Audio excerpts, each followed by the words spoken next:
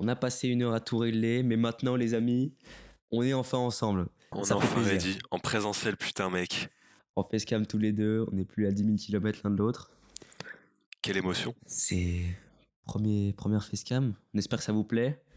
On vous montrera le setup de la galère juste après, je pense à la fin du podcast, avec une montagne d'objets qui tiennent les caméras, c'est aberrant.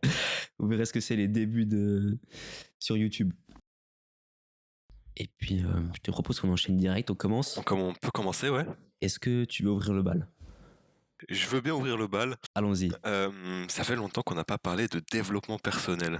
C'est vrai que ça fait un petit peu Parce que, bon, en plus, ça occupe pas mal de notre temps, je pense. C'est des choses auxquelles on réfléchit souvent. Donc, je voulais savoir un peu où t'en étais. Écoute, développement perso, je trouve que c'est un truc qui se passe sur le long terme. Tu sais, c'est pas tu peux mettre des choses en place pour y arriver, mais c'est un travail sur toi-même.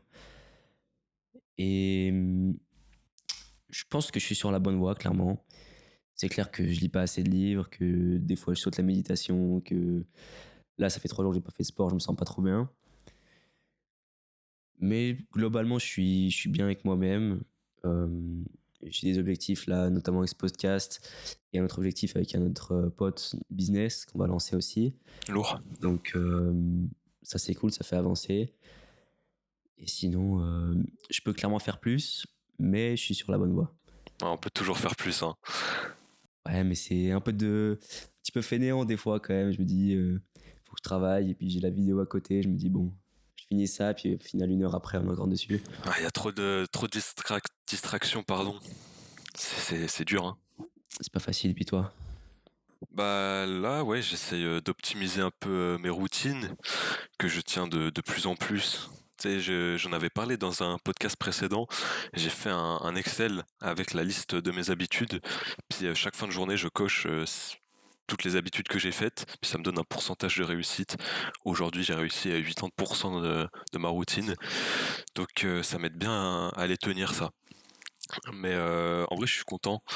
Depuis 1 ou 2 mois, je fais pas mal de progrès en vrai. Ok. Donc c'est assez cool. Je commence à être plus productif. Je perds moins de temps sur les réseaux. Puis non, franchement, ça fait plaisir. Mais je pense que j'ai encore une bonne marge d'amélioration.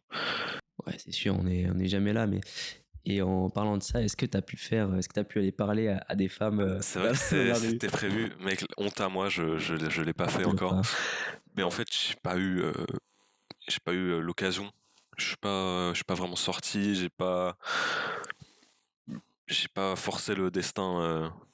Mais c'est toujours dans ma tête. Je me dis, si un jour je sors, j'ai l'occasion d'avoir une interaction avec quelqu'un, je suis trop chaud. D'autant plus que tu m'as dit que tu faisais une formation sur la communication, etc. Ouais. Là. Ouais, je commence à préparer tout ce qu'il faut. Puis je vais commencer ça prochainement. Écoute, ça fait plaisir de voir des progrès de ton côté, ça fait pas si longtemps. Et même moi, je le vois quand tu me dis, moi je bois plus d'alcool, etc. C'est super. Et avant, on se disait, bon, tous les week-ends, on se met la race. Et 2 fois par week-end. c'est pas fantastique. Tu sais que j'ai rebu de l'alcool hier. Je suis sorti, non, avant hier. Et franchement, j'étais là, je buvais, j'étais là. Putain, mais je fais quoi? Ça sert à quoi? Je suis en train de baiser ma santé. On parle de quelques verres, mais pour le plan sportif, c'est pas le top. Et en plus, j'étais là, j'avais pas de fun. Et je me suis dit, ça fait genre 1 ou 2 mois que j'en ai pas bu. Je vais revoir ce que ça fait et ça m'a clairement pas manqué. Ouais. Et je vais clairement prolonger sur plusieurs mois là. Après, il y a aussi l'ambiance avec les personnes avec qui t'es, Ouais. le cadre, etc. Mais je pense que moi, c'est un peu pareil. L'alcool, je trouve que ça sert pas à grand chose. Après, là, ça fait 3 mois que j'en ai pas bu. Pour ça, je n'ai pas besoin de boire. Mais je sais que quand une soirée est vraiment bien, de rajouter un peu d'alcool, ça rend le truc encore un peu mieux. Et donc, j'ai quand même hâte de faire des petites soirées ensemble, monter au ski, etc. C'est clair. Et puis, du coup, je pense que pendant les podcasts, là, on va ajouter une section un petit peu actualité aussi, au début du podcast, etc. Moi, j'ai amené un truc aujourd'hui, je sais pas si toi t'en as J'ai cherché des sujets d'actu, pas j'ai trouvé. pas percuté, non.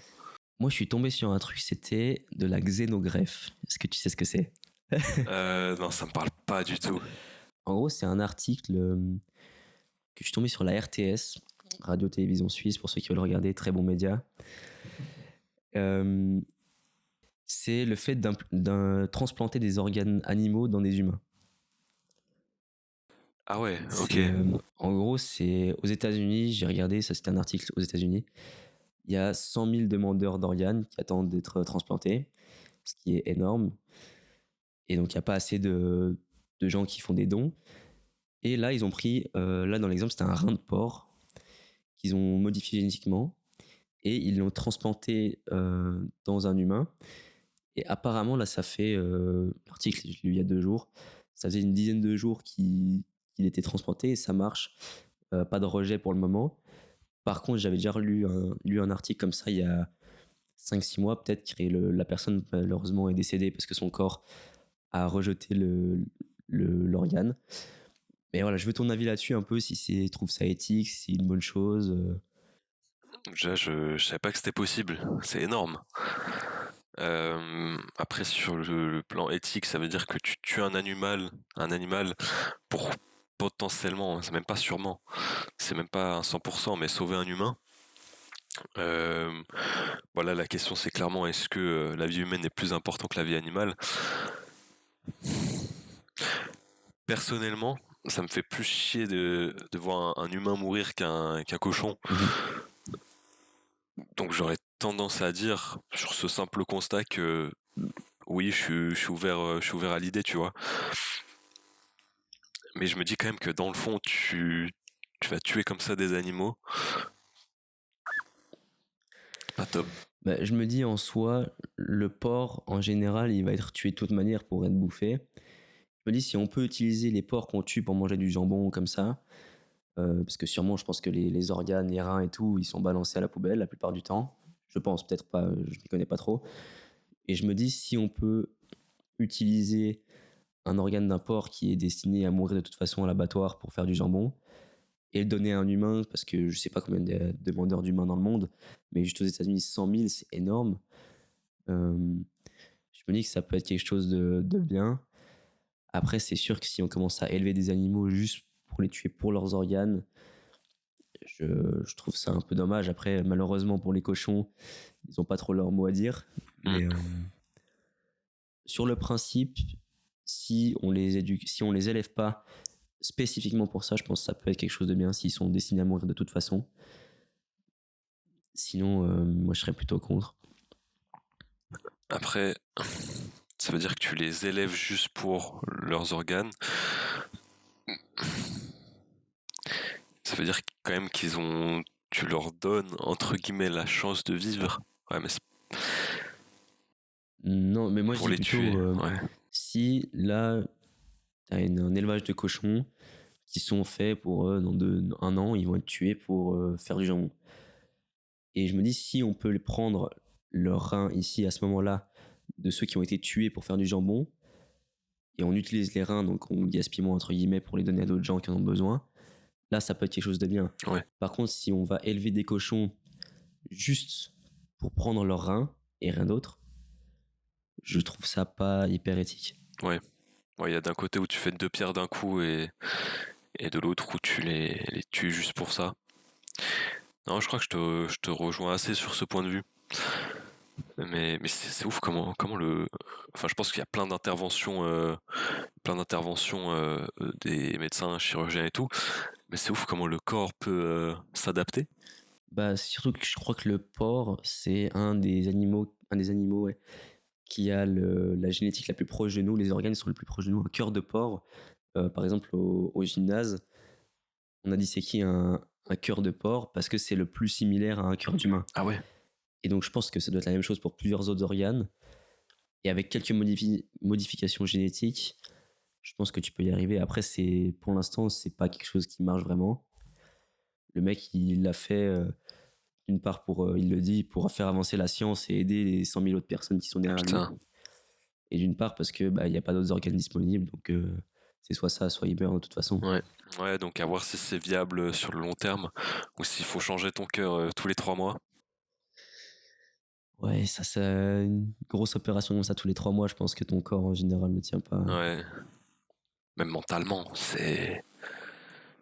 Chaque 3 mois, tu repousses ton délai de vie de 3 mois, parce que tu sais pas si l'opération marche ou pas, il peut toujours y avoir des petits soucis. C'est dur. Mais après, niveau médecine, genre, l'évolution est quand même folle. Tu vois, on arrive à, il y a 100 ans, faire une opération ouverte. T'avais genre 50% de chance d'y rester. Là, on peut te transplanter un organe d'un animal, c'est assez. Là, c'est fort. Hein. Mais il y a 100 ans, ça devait être des bouchées, non? Mais il y avait aucune. Enfin, il y avait pas beaucoup de connaissances. Il devait y aller au pif un peu. Je crois qu'il y a une histoire comme ça où t'as un chirurgien, il y a je sais pas combien de temps, je veux pas dire de conneries, mais un siècle, un truc comme ça, qui opère les blessés de guerre. Et le type, c'est celui qui a le record d'avoir tué le plus de monde en une fois. Il a tué son patient, son assistante et lui-même pendant une opération. J'avais déjà entendu ça. Ah, c'est. Mais c'est comment? Je sais pas, le patient, ils l'ont ouvert et puis il a dû vider son sang. Ah, purée. Et je me rappelle pas du reste. Il a dû planter quelque chose sans faire exprès dans son assistante. Et puis. Et c'est un bon bourbier quand même. Le pire, c'est qu'il a dû continuer sa carrière en disant oh, j'ai rien pu faire. Non, parce qu'il s'est buté lui-même. Ah, lui aussi? Ouais. Oh, purée. Eh ben. Écoute. L'opération qui tourne au drame.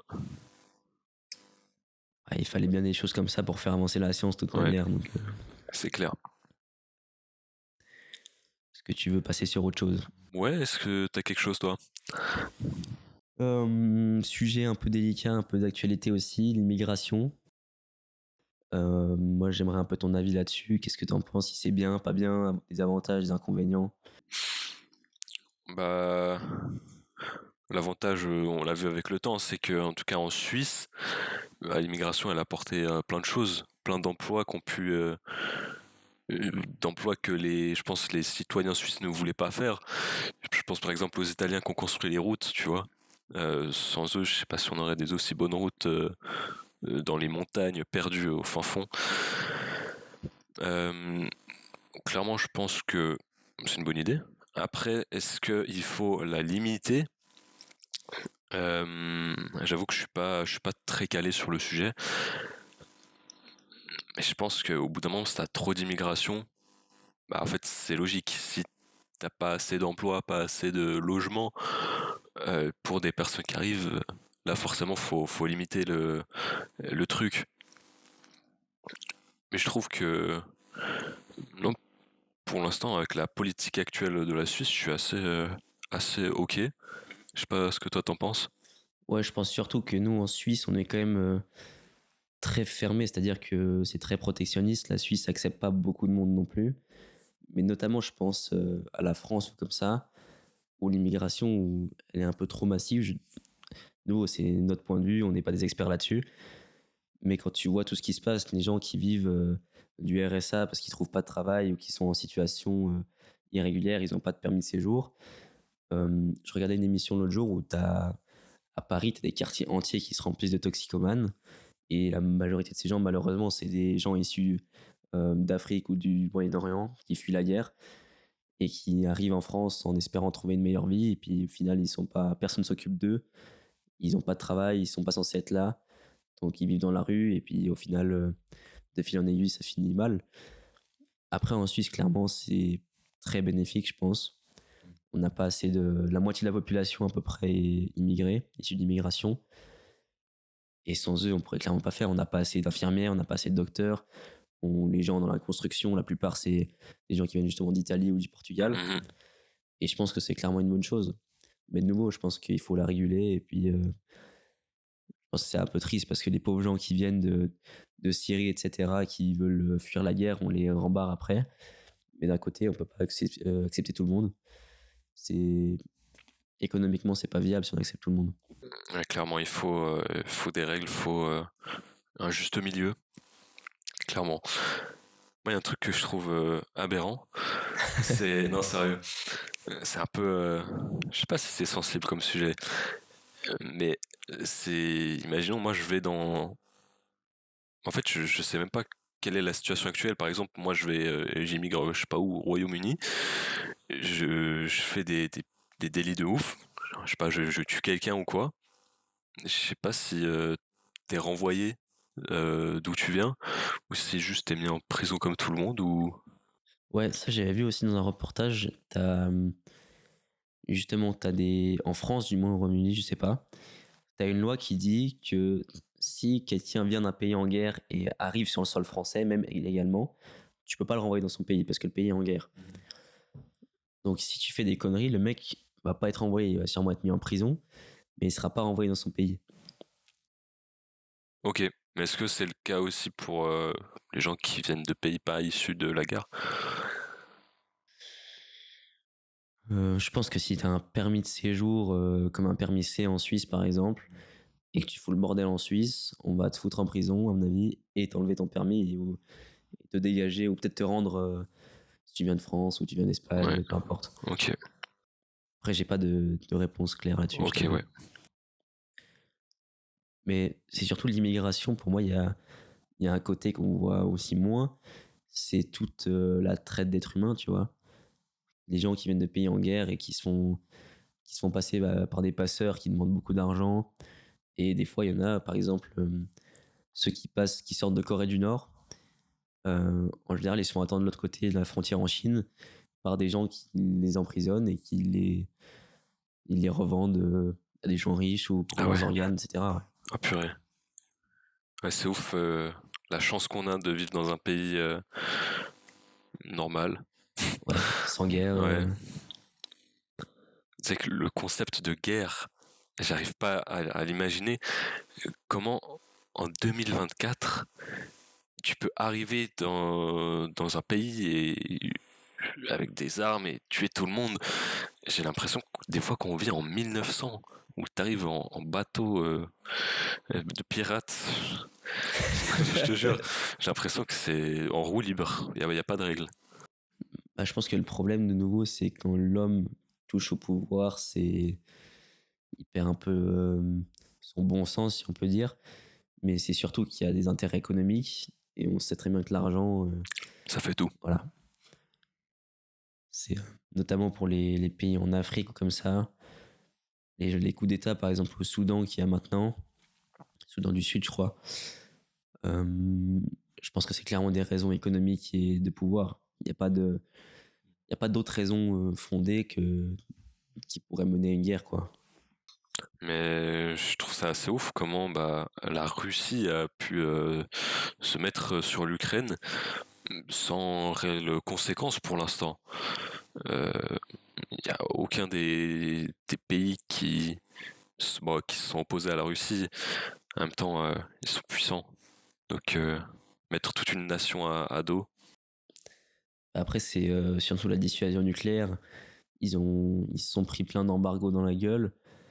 Maintenant, le problème qu'il y a aussi, c'est que l'Occident perd quand même de sa puissance comparé à la Chine et à l'Inde, etc. Et donc, même si la Russie peut plus faire d'échanges avec l'Union européenne et les États-Unis, ils se tournent vers la Chine et l'Inde, et ça fait 3 milliards d'habitants. C'est la deuxième et cinquième plus grosse économie du monde, un truc comme ça. Il y a aussi ça. Après, c'est sûr que si t'envahis les Russes, bah, tu te prends une nuque sur la gueule et puis ton pays n'est plus là. C'est fini. Ouais, c'est ouf, comme on peut s'autodétruire facilement. Tu crées des armes d'un tel niveau de puissance, je trouve ça que c'est complètement hors du corps que tu te mets sur la gueule. Bon, ça a été depuis les prémices de l'humanité, il y en a qui se battent. Mais là, c'est même plus se battre, c'est un génocide que tu peux faire à la portée d'un bouton, quoi. Tu penses qu'on arrivera à une troisième guerre mondiale? Je pense pas que ce sera une guerre comme on la connaît. Je pense que ce sera plus une guerre de ressources, notamment de l'eau. Nous, on a encore la chance d'être en Suisse. On a des saisons qui sont assez bien définies. On a des grosses réserves d'eau. Mais des pays où il y a beaucoup de monde et où c'est beaucoup plus aride, ils vont forcément immigrer de plus en plus au nord. Et je pense que ce sera plus une guerre interne au pays plutôt qu'une guerre entre pays. Ok, ouais. Ouais, c'est vrai, on oublie que les ressources, elles sont pas limitées, hein. Notamment l'eau, hein, c'est déjà maintenant, il y a 1 milliard de personnes en Afrique qui ont pas accès à de l'eau potable ou je sais pas combien. Je pense qu'en Asie, il y en a beaucoup aussi, en Amérique du Sud. Est-ce que tu veux enchaîner sur un sujet un peu plus positif peut-être? Peut-être un peu plus positif. Bah écoute, on va parler de mariage. Qu'est-ce que tu Ok. penses du mariage? Pour moi, c'est... Comment dire? C'est juste... Putain, je sais pas comment expliquer ça. Euh, Ouais, je vois ce que tu veux dire, mais j'ai pas le mot. Ouais. Euh, C'est juste... genre psychologique. Ouais, voilà, c'est exactement. C'est juste psychologique, ça n'apporte rien sur le papier. Euh, c'est... Non, je comprends vraiment pas le concept, ça apporte juste des galères pour moi au moment où tu divorces. Je suis vraiment pas... Moi, je me marierai jamais. Je sais pas ce que t'en penses. Moi, je suis d'accord avec toi que j'ai pas envie de me marier. Par contre, il y a quand même des avantages. C'est que fiscalement, Oui. sur la succession notamment, t'as moins d'impôts s'il y en a un des deux qui meurt. Euh, T'as des régimes d'impôts spéciaux, de taxation plus spéciales que si t'étais en concubinage. Surtout dans le canton de Vaud où nous on vit, le concubinage n'est pas reconnu. Donc si t'es pas marié, en gros, t'es considéré comme deux personnes qui ne vivent pas Célibataire, ouais. ensemble, célibataires, voilà. Et fiscalement, il y a un avantage. Après, je suis d'accord que ça a pas de. Pour moi, tu peux très bien vivre avec une personne sans avoir à te marier. Mhm. Ouais, c'est juste pour l'aspect on est ensemble, on est un couple solide. Un résultat, je sais pas quelle est la statistique aujourd'hui, mais le nombre de couples, juste tu regardes ton entourage, le nombre de couples mariés qui se séparent, Mm. c'est hallucinant. Je sais pas, je sais qu'il y a 5-6 ans, on nous disait il y a un couple sur deux qui se sépare. Maintenant, je pense qu'on est plus autour des 2 tiers, un truc comme ça. C'est possible. Je regardais une statistique et il disait que plus tu te maries tôt, moins t'as de chances de divorcer par la suite. Je trouve ça assez ouf. Ah ouais, j'aurais pensé l'inverse, justement. Ouais, ouais, ouais. Il disait, il me semble, je vais dire vaguement, je me rappelle plus des chiffres exacts, mais à partir de 30 ans, chaque année où tu vieillis, tu perds, tu gagnes 5% plus de chances de divorcer. C'est... Ah bah attends, ça veut dire que quand t'arrives. Ah non, parce que c'est 5% de ce que t'avais avant. Donc c'est pas 5 plus 5 plus 5. Mais c'est abusé. Ouais, c'est... J'écoutais ça sur un podcast. C'est énorme. C'est ouf. C'est surtout que tu te dis, notamment en Suisse, après les autres pays, je sais pas, mais quand tu te sépares, tu fais un pot commun avec toute ta fortune, tu divises par deux et chacun a la moitié. Quand t'en as un qui gagne beaucoup plus et qui a beaucoup plus épargné que l'autre, et qui se sépare, là, il y a un problème, tu vois. Mais après, il me semble qu'il y a diverses formes de mariage, non? T'as les séparations de biens, Ouais. et t'as l'autre où tu mets tous les biens en commun, mais je crois que c'est le plus populaire, ça. En fait, je pense que c'est juste les gens, ils se disent, je me marie, je prévois pas de me séparer, tu vois. Donc, ils pensent pas à séparer leurs biens. Euh, Là, moi, je sais que mon père et ma belle-mère, ils se sont mariés justement pour les histoires de succession au cas où il y en a un des deux qui lui arrive quelque chose. Et ils ont fait une séparation de biens parce qu'ils veulent pas, au cas où ils doivent se divorcer, qu'il y en ait un qui prenne beaucoup plus que l'autre, quoi. Ouais, effectivement. Ça, en plus, ça doit être des galères légalement. Ça doit être toute la paperasse. Mais surtout que, je sais pas si tu savais, mais quand il y en a un qui veut divorcer et que l'autre ne veut pas divorcer, il peut bloquer le divorce jusqu'à 2 ans. C'est vrai? Ouais, genre tu peux dire, je sais pas comment ça marche, mais on avait étudié ça en droit, et tu peux dire non, ouais, je veux pas divorcer, et jusqu'à 2 ans, la personne peut bloquer Après, tu peux plus, mais pendant 2 ans, tu peux être bloqué qu'une personne. Pourquoi faire? Donc t'es techniquement encore marié, Donc en fait, t'es encore marié. T'es encore marié. Et le problème, je pense que, notamment, si tu imagines, t'as un couple et le mec il veut se divorcer, la femme elle veut pas, elle bloque. Et le mec va voir une autre femme, parce que pour lui, c'est fini avec Bah ouais. son ex-femme. Et je suis sûr que si tu vas devant le juge après, parce qu'il y a un problème de séparation de biens, la femme qui va sortir, ou si c'est un homme dans le cas, qui sort l'argument de l'adultère, la personne qui a fait de l'adultère, enfin, ce sera pas vraiment de l'adultère, mais considéré, vu que t'es encore marié, oui, il va se faire beaucoup plus dénigrer que Ouais. l'autre personne. Ouais, mais de prime abord, je vois pas à quoi ça sert. Tu bloques 2 ans ton truc, pourquoi? Je Il doit y avoir une raison, mais... t'avoue que j'y connais pas la raison, mais je sais que c'est possible. Mais ouais, mais c'est pour ça que moi, le mariage, ça sera sans moi. Hein. Ciao. Sans moi, les gars. Je pense que le seul truc sympa, c'est l'enterrement de vie de garçon. Tu vas faire ton petit saut à l'élastique à Dubaï. Tu fais la fête après. Non. Moi, j'ai une anecdote sur le mariage de ma grand-mère. Ma grand-mère, elle est née aux Pays-Bas, Ok. dans une famille qui est très religieuse. Et donc, vers 18 ans ou 20 ans, je sais plus, ses parents lui ont trouvé un mari. Ils vont à l'église. Et juste avant qu'ils aillent devant le prêtre, le gars dit je peux pas la marier et il se casse. Non.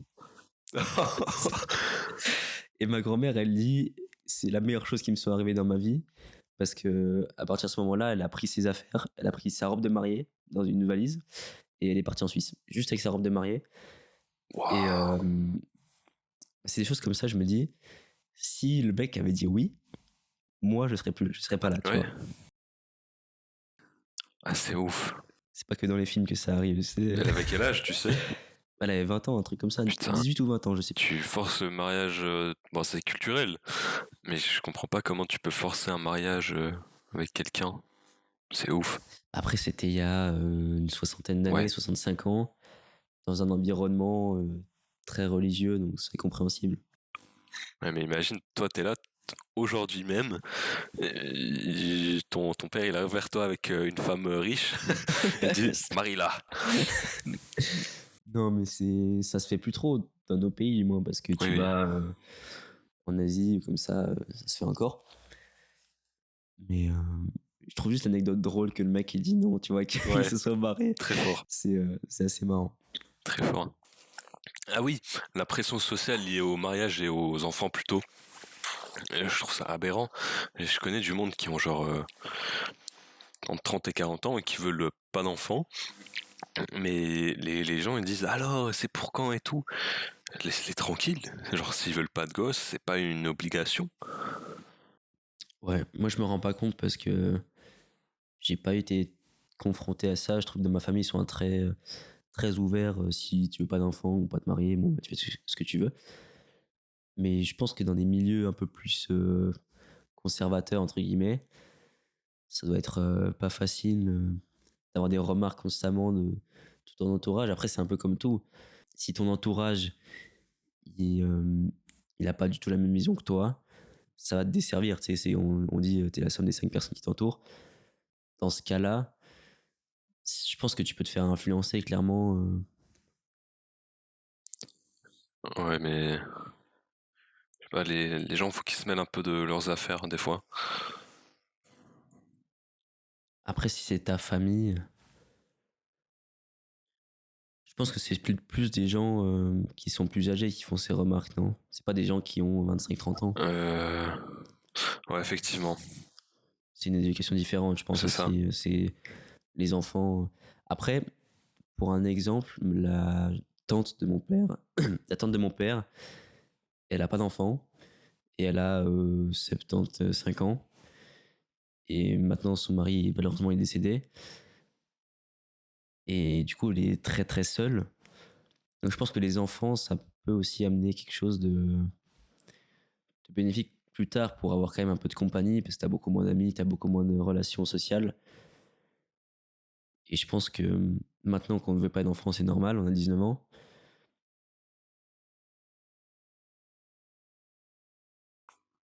Peut-être, On verra. peut-être pas. Ok. Je te laisse embrayer sur quelque chose d'autre. Euh, J'ai noté plein de choses sur ma feuille d'ancien. Est-ce que tu veux faire le jeu maintenant? J'ai préparé un petit jeu. Faisons le jeu. Allez. En gros, je vais te poser, j'ai une quinzaine de questions. Et il va falloir enchaîner très rapidement en répondant juste par oui ou par non. Ah, ça, c'est sur Hugo Décrypte. Ouais, j'ai pris mes inspirations. Et puis, j'ai rajouté une petite règle. À la fin, j'ai le droit de te poser, sur une des questions, j'ai le droit de te demander un point à approfondir auquel Ok. t'as répondu. T'as combien de questions là? Une quinzaine. Vas-y, je suis prêt. T'es prêt? Je suis prêt. Alors, es-tu favorable à l'adoption d'enfants pour les couples homosexuels? Oui. Pratiques-tu ou aimerais-tu pratiquer des sports extrêmes? Oui. Es-tu satisfait de ta situation actuelle? Oui. Est-ce que tu pardonnes facilement? Non. Aimes-tu les boîtes de nuit? Non. Est-ce que t'es bon public? Oui. Es-tu pour l'avortement? Oui. Est-ce que tu penses que les gens sont trop fragiles? Oui. Pourrais-tu vivre ta vie célibataire? Non. Perds-tu plus d'1 heure par jour sur les écrans? Oui. Penses-tu être millionnaire un jour? Oui. Pratiques-tu la méditation? Oui. Apprécierais-tu être connu? Non. Crois-tu en les esprits? Non. C'est tout. Putain, c'est cool en vrai ce jeu. C'est J'avoue qu'il faut qu'on fasse ça chacun une fois. Dans Ouais. chaque podcast, on fait ça, c'est sympa. Bah, je me suis dit pour le podcast précédent, on peut reprendre exactement la même liste que tu me poses du coup. Le prochain podcast? Ouais. Ouais.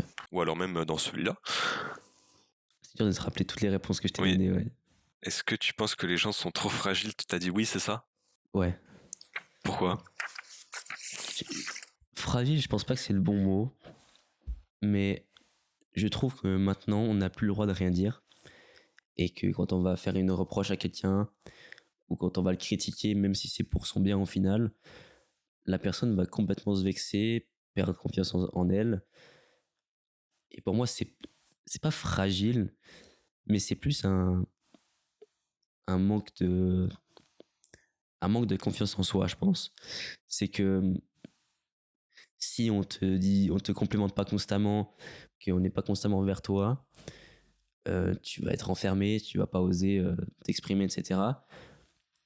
Et je pense que dans la société actuelle, il y a beaucoup trop de monde qui, à la moindre reproche, ils vont se braquer, ils vont collecter ça toute la nuit. Et...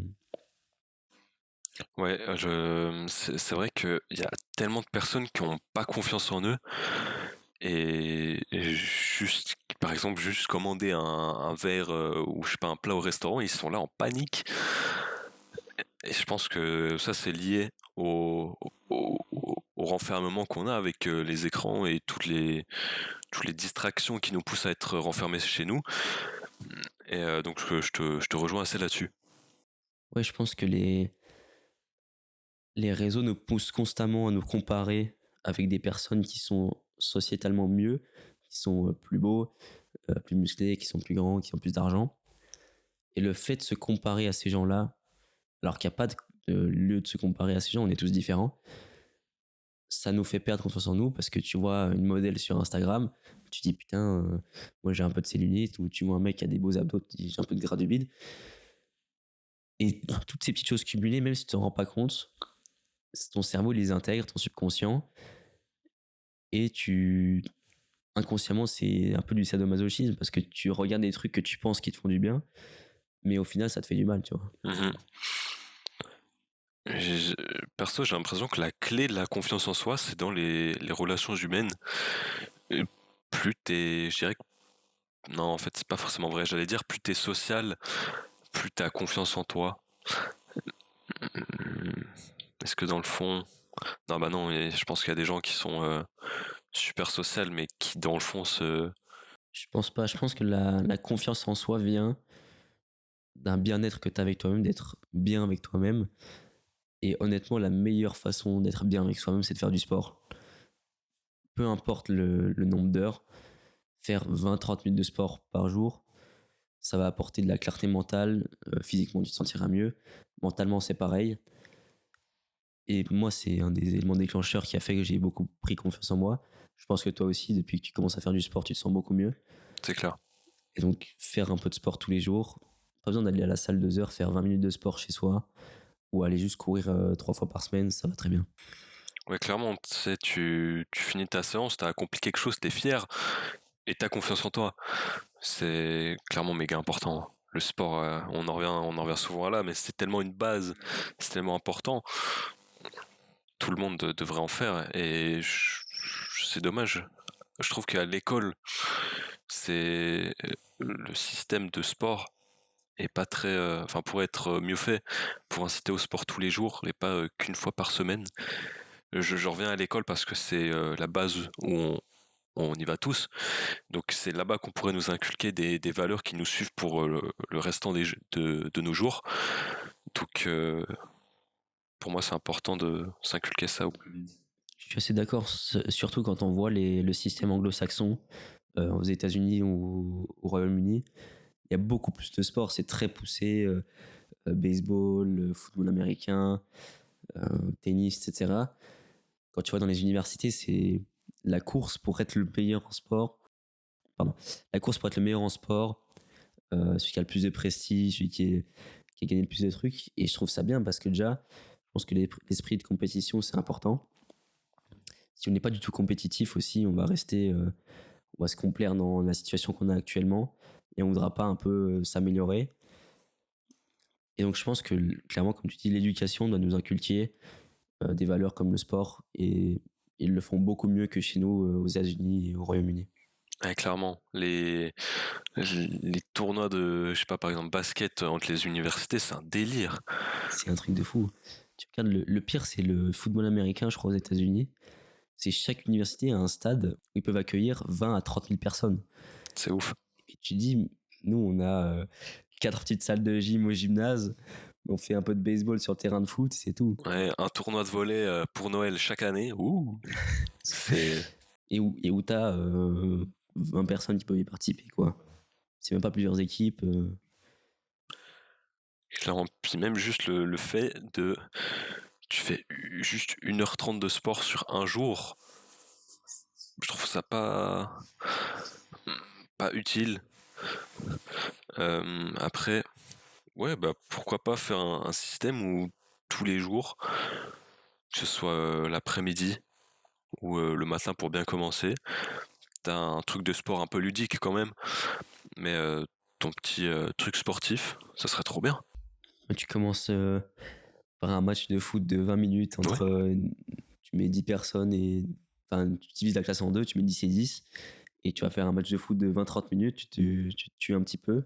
Plutôt l'après-midi, je pense, parce qu'après, si tu sues et tout. ouais. Puis c'est le matin où tu as le plus d'énergie. Donc je pense que c'est mieux de garder cette énergie pour être focus en cours. Et l'après-midi, quand t'es un peu plus relax, tu vas faire un petit foot entre potes. Ouais, et un truc que j'ai jamais compris dans ces cours de sport, c'est qu'il y a des douches, mais mec, elles sont déjà ouvertes en plein milieu du vestiaire, et je sais pas, t'as pas ta petite cabine.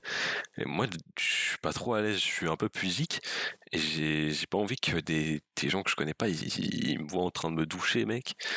Je sais pas. Bah, nous, ce qu'on faisait, c'est qu'on gardait le caleçon, tu vois. Ouais. Mais c'est un peu chiant parce que tu dois te balader avec deux caleçons. T'en as un qui est. Toi, tu l'utilises pour 2 heures. Et, mais c'est sûr qu'ils pourraient mettre des petites parois, une petite porte, Mais ça oui, coûte rien du tout, quoi. je sais pas. On en vient à parler de tout. C'est quoi ce podcast?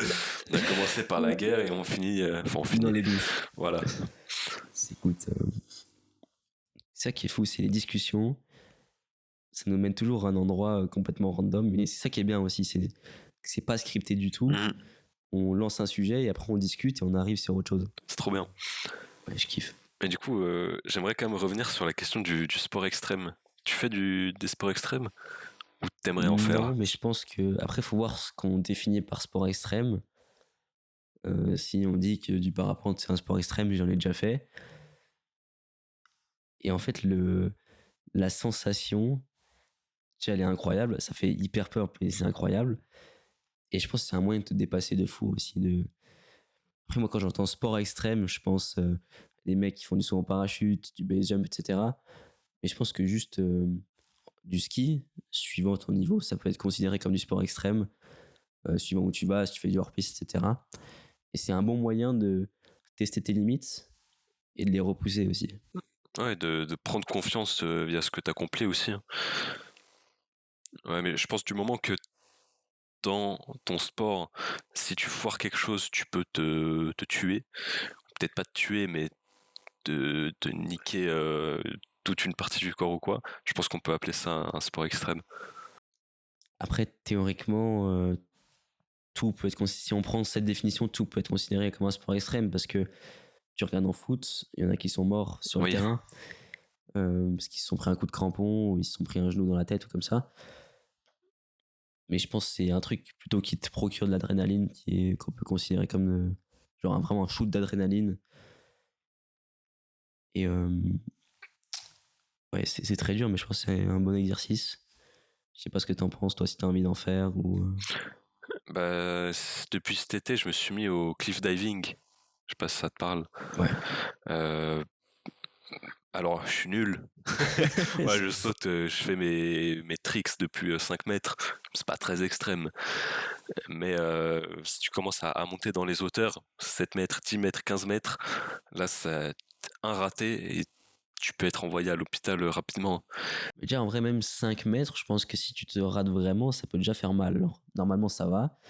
Mais quand tu passes à 10 mètres, si tu te loupes, tu prends un vrai plat. Bah, je discutais avec un gars justement que j'ai rencontré en haut d'un plongeoir de 6 mètres 70. Et une fois, il s'était raté depuis cette hauteur. 6 mètres 70 et puis il est atterri, je sais pas, sur le dos ou quoi, respiration coupée. Il y a des gens qui ont dû aller le chercher en bas parce qu'il galérait, il était en train de nager, il n'arrivait pas. Puis il a été envoyé à l'hôpital, mais sans beaucoup de séquelles. Mais sur 6 mètres 70, ça, imagine quand tu doubles la hauteur.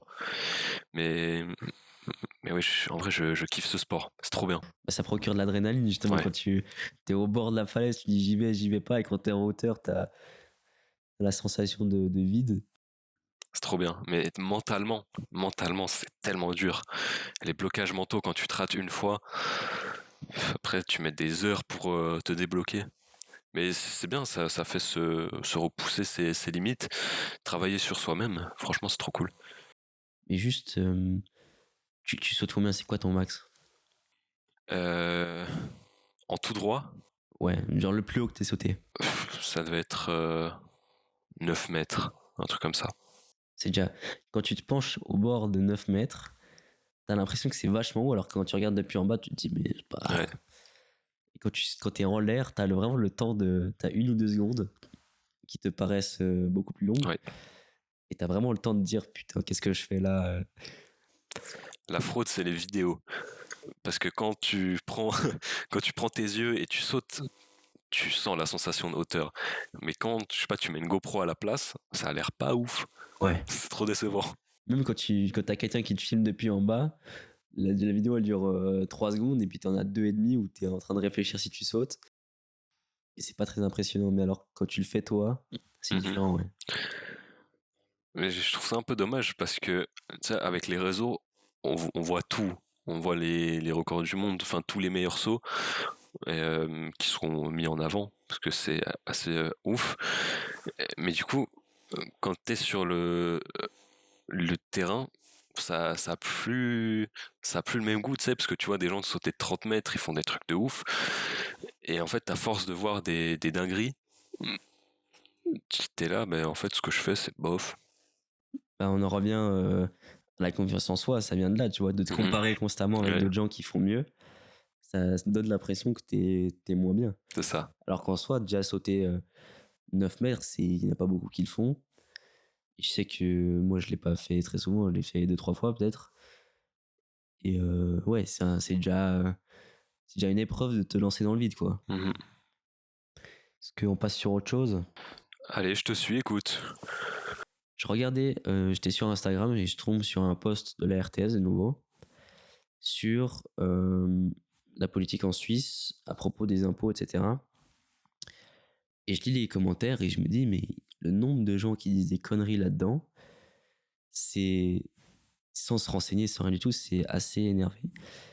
Et je me dis, la puissance des réseaux, si un mec dit une connerie à la vitesse à laquelle ça circule, et j'en viens à me dire, est-ce que trop de liberté d'expression, c'est pas mauvais?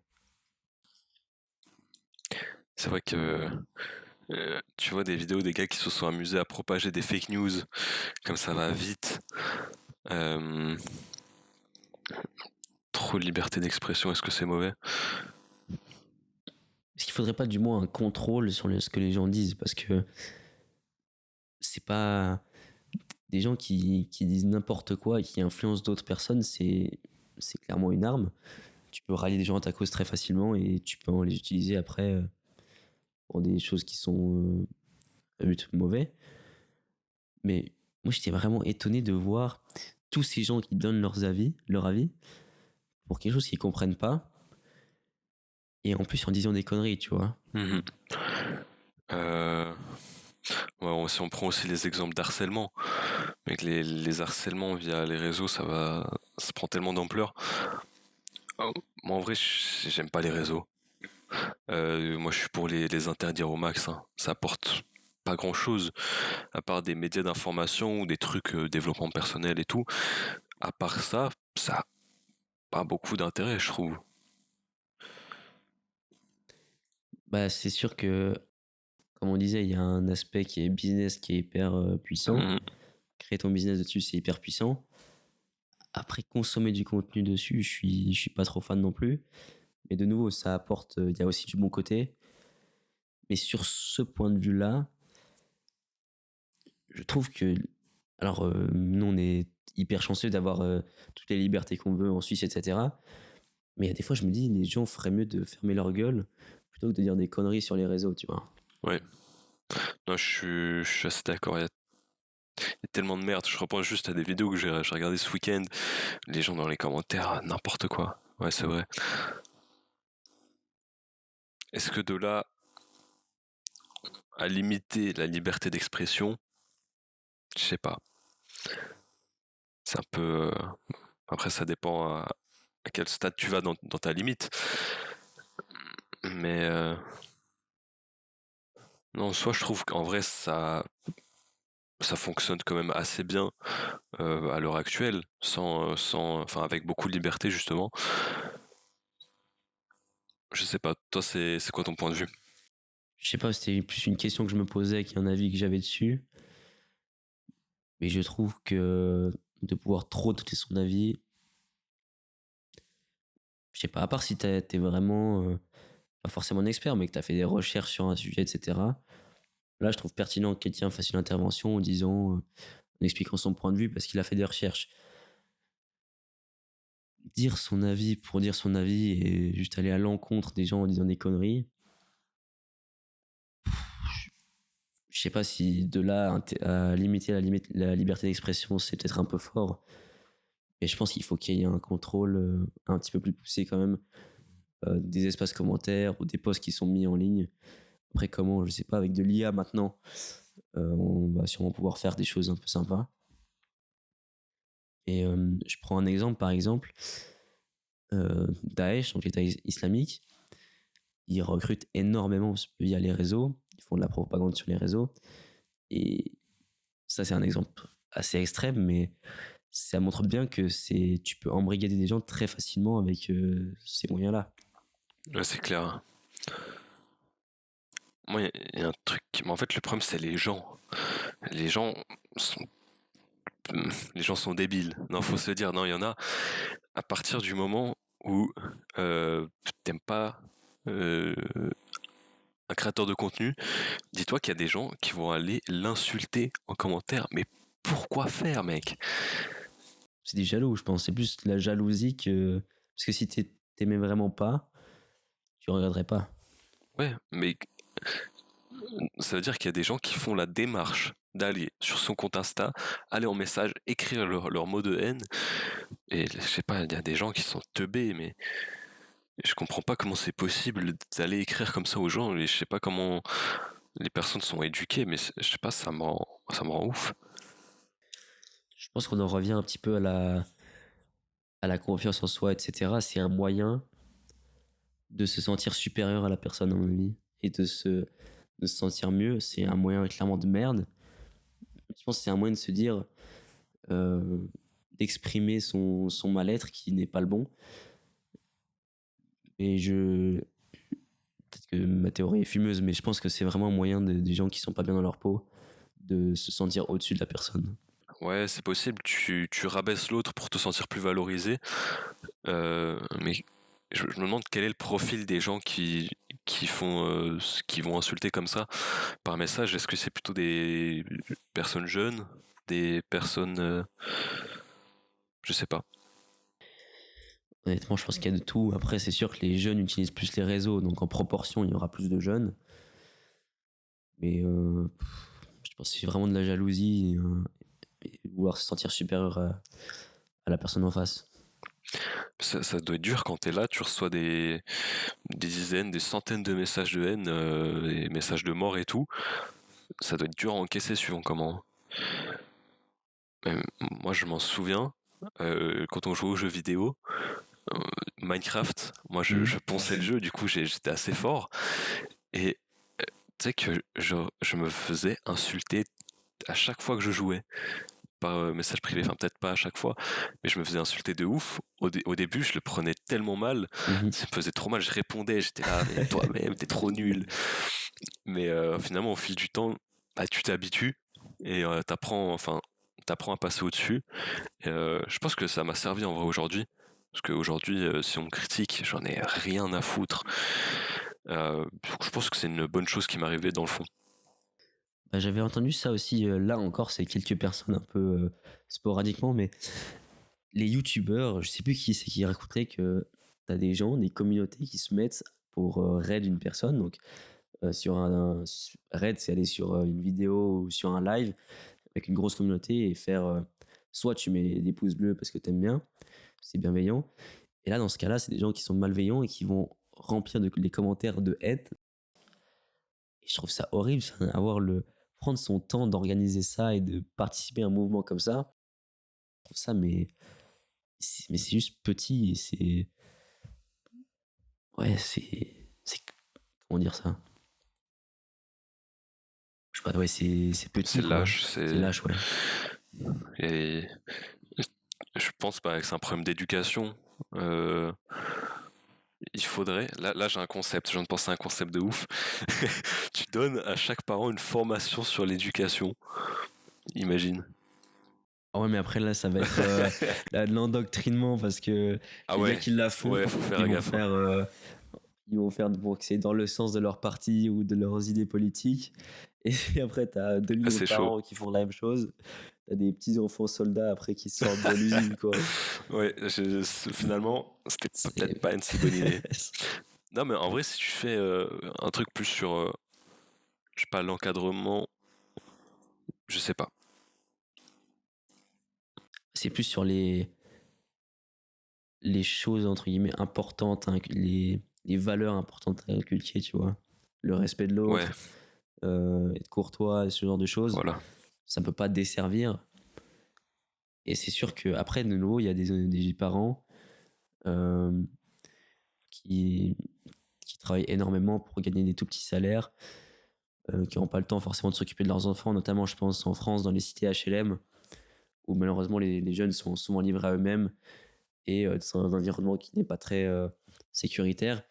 Donc ils peuvent rapidement tourner et se tourner vers quelque chose qui n'est pas correct dû à un manque d'éducation de leurs parents et parce que ces gens manquaient de temps. Mhm. Ouais. Et on arrive bientôt à 1 heure. Ouais. Est-ce qu'on clôture là-dessus? Est-ce que tu as un mot de fin peut-être? Un mot de fin particulier? Non. Je sais pas si t'as quelque chose. On va faire classique, on espère que cet épisode il vous aura plu. On teste un nouveau concept. Normalement, quand cet épisode sort, vous aurez vu les 2 épisodes précédents. On a essayé de faire un nouveau concept en ajoutant du gaming pour que ce soit un peu plus ludique à regarder. Toujours, on discute, il y a nos têtes aussi, mais on rajoute du gaming en plus. Dites-nous dans les commentaires si vous préférez un format comme celui-là.